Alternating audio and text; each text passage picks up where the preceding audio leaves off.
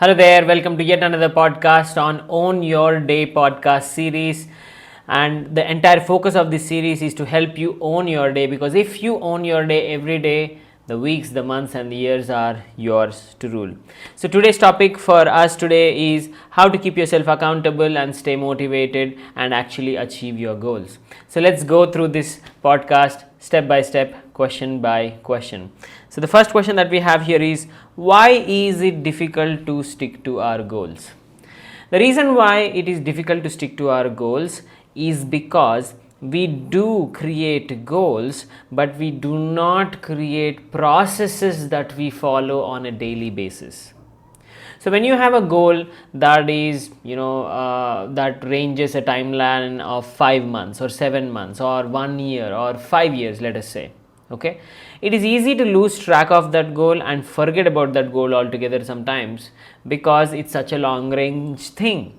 Instead of thinking of it as a goal, if you instead made up a daily process that you would follow, which might eventually meaningfully reach this goal or any version of that goal, then there is a higher chance that you may actually end up following through on your words.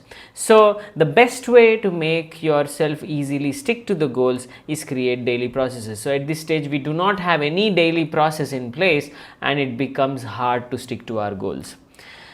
Why is it important to stick to our goals? The second question. So the reason why it's important to stick to your goals is because any meaningful effort or any meaningful outcome requires compounding of effort every single day, or at every frequent interval. Okay, some people believe that I'll try today and then I'll come back 2 months later and then I'll still progress. That's just a myth, and it's never going to happen. Compounding is real and it works. So you have to compound your effort once in a while to make a meaningful output surface.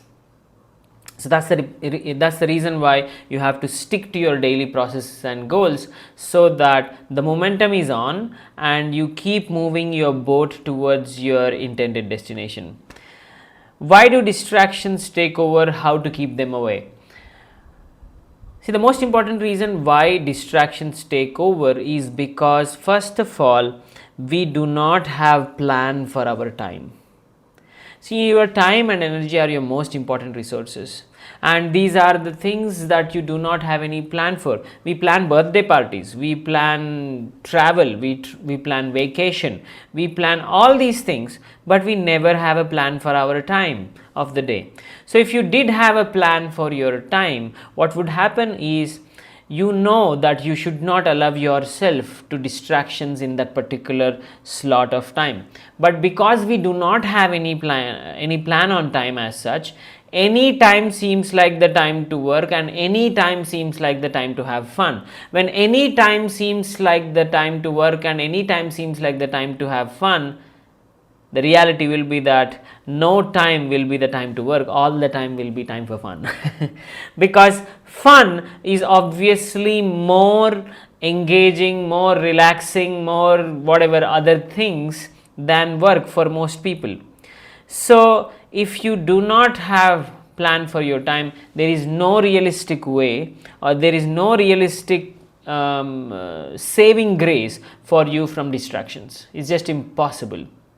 So have a plan for your time, and make sure that whenever you have marked away time for certain item, you only do work during those periods of space of time. And you tell yourself, even if you feel like having a conversation with a friend or having a gossip with someone who's sitting beside you, tell yourself, hey, was I not supposed to have this after 5 p.m.? And if that discipline starts coming into you, that I'm going to have fun later, but this time was meant for work, then it starts happening. Do not plan work in the evening, for example. Because what you're telling yourself is, I'm going to have day long of fun and I'm going to work in the evening and anyway complete it by the end of the day. That sounds very ideal, but it is not realistic, because in the evening also you will suck for fun and your work will take second seat. So have a time plan and respect that timeline and stick to that timeline and get your things done. This is the best way to not get distracted. Start having a time plan effective today. And if you don't have one, 100% your distractions will win over your intentions to get things done. There is no saving from that. Is it good to have an accountability partner? See, about having an accountability partner, let's be realistic about this. If you're needing one person to get your things done, question number one that arises in my mind, will this person always be available to help you with your tasks? I don't think no person in this world is reliable all the time that they'll be available to help you get your things done. Question number two, if you're needing another person's energy to get your own work done, that already sounds like something is off about you. So I'm not against the idea of accountability partner, but even if you're having one, I want to ask yourself, why are you even needing someone to tell you what you should be doing? Shouldn't it be happening from within you? And if it is not happening from within you, there might be some fundamental problems in yourself that need to be discovered and healed so that you become the source of your own energy. See, I'm not saying that if you're not the source of your energy, you are criminally against yourself and you're not interested in success. You might be interested in success, but may not be at the peak in your life. When you're not at the peak in your life, you are then sucking off another person's energy to get it to that peak and do your things. But ideally, what should happen is your energy should come from within you. If you're needing motivation from outside, and if your internal inspiration is not channeling you and powering you, something is off. And we really need to get that right so that you become the inspiration in the world rather than you derive that motivation or that energy from the world around you. So that's my point about accountability partner. No issue if you have one, but my question is, why are you even needing one? You have one to discuss ideas, I can understand. Okay, that's then a strategic partner. Okay, a strategic partner is a good idea because you're implementing something, you want better ideas at it, and you want to bat thoughts with someone and come to more clarity within yourself. That's a strategic partner.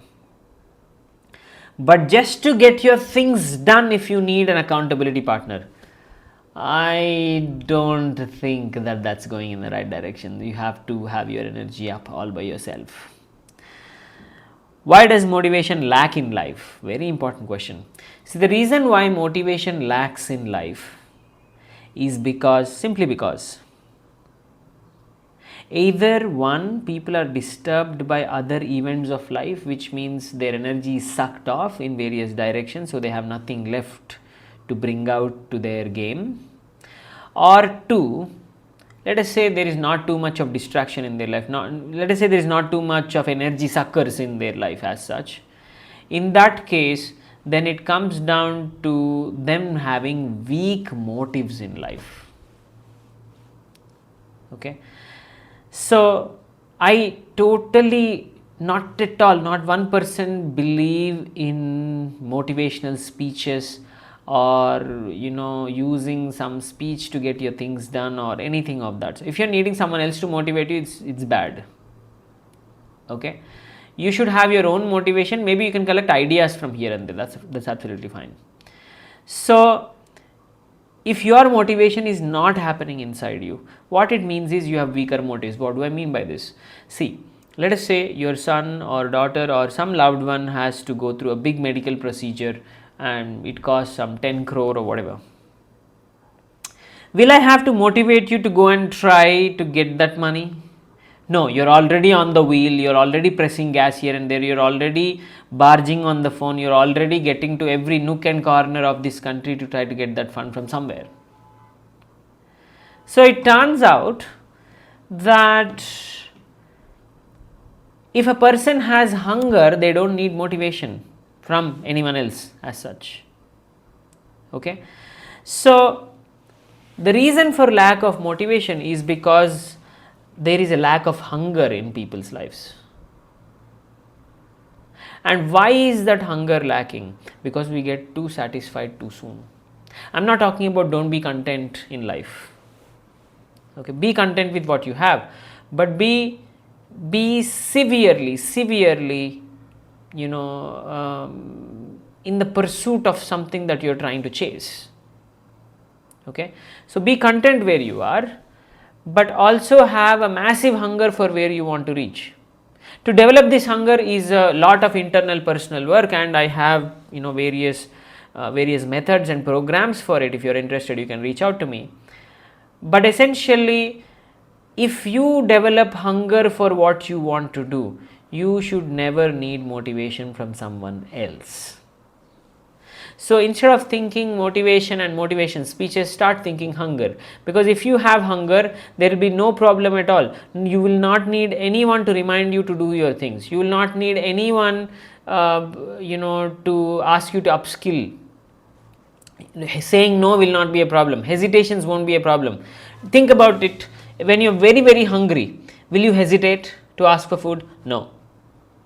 Will you fear public speech? If I say that that's the only way you're going to get food, even if you're afraid, you will just be on the stage and do something so that you can eat food. So people do not have that level of hunger for what they want to achieve, and hence all these inhibitions, all these other traits or whatever it is come in the way, and they are unable to achieve what they want to achieve. So the reason why motivation lacks in life is simply because people did not develop enough hunger for life.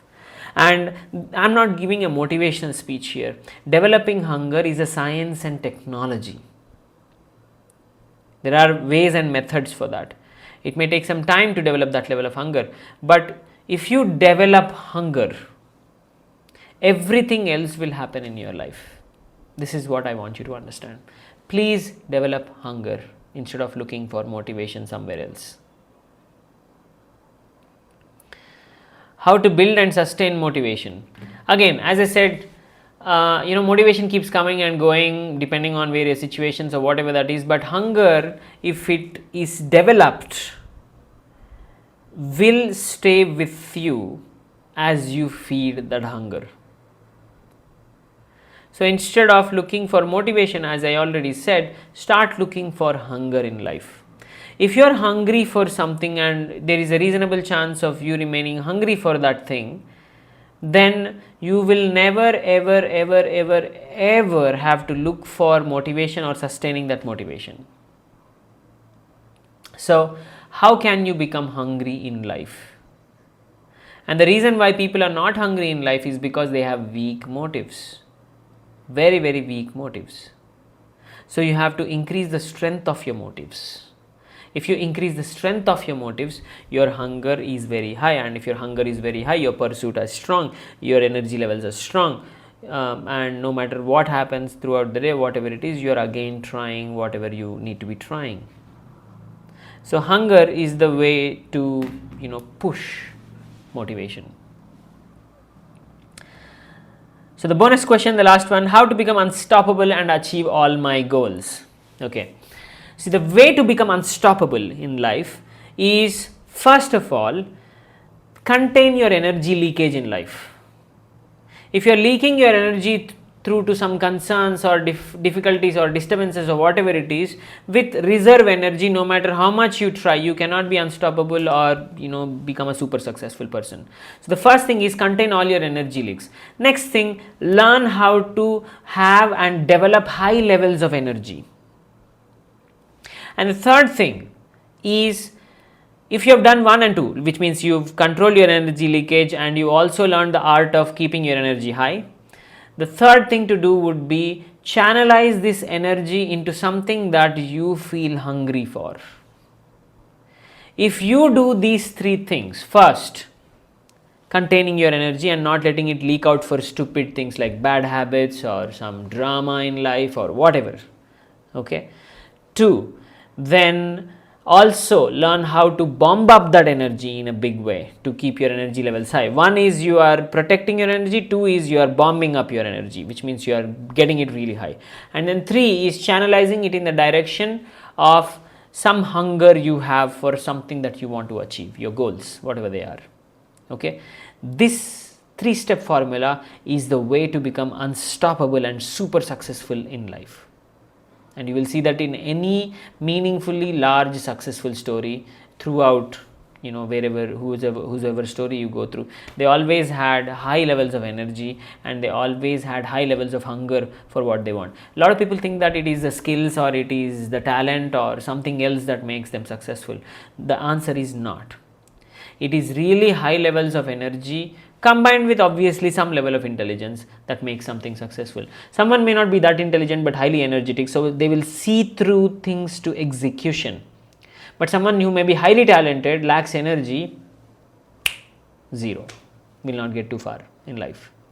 Okay, so the secret to success lies in energy and hunger for what you want.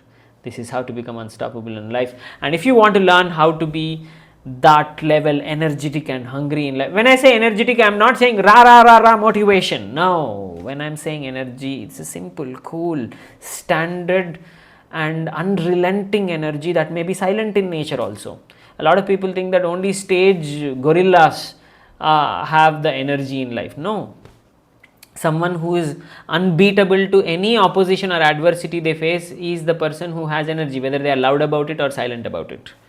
Okay, so I am talking about unrelenting levels of energy, whether it is loud or silent. There are both cases of loud people being successful and also very silent people also being successful.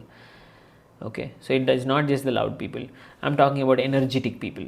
Okay, so if you want to build that level of energy in life, and if you want to develop that level of hunger for what you want, because once you have hunger, nobody needs to motivate you, nobody needs to tell you to wake up, nobody needs to tell you to do things. You will be on autopilot, and you will not be able to wait to wake up to push what you want to push in this world. So if you want to become that kind of a person, I am available for help. You can reach out to me on my mobile or my email or wherever you want to reach out to me on, and I will be glad to help you. Thank you so much for watching this podcast until here. Hope you learned some important things. Please go ahead into the comment section and let me know what is the most important learning for you and what is the most important takeaway for you, so that others may also learn from your intelligence and your perspective. Thank you so much, and as always, as I say, own your day every day, because if you own your day every day, the weeks, the months and the years are yours to rule. Thank you.